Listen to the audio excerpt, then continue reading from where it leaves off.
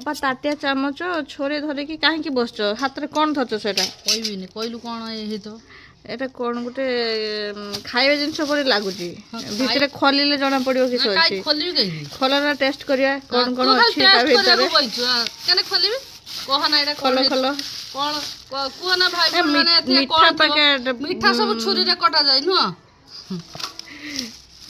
ହଉ ଖୋଲ ଜଲ୍ଦି, କ'ଣ ଅଛି ତା ଭିତରେ ଦେଖିବା। ତ ଭାଇ ଯାଇଥିଲେ କାଲି ନୟାଗଡ଼ ହେଲା।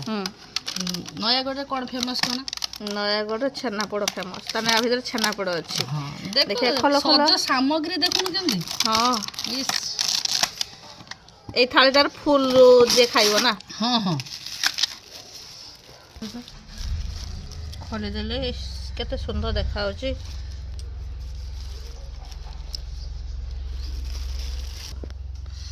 ଟେଷ୍ଟ କରି କୁହ କେମିତି ଲାଗୁଛି। ବୋଉ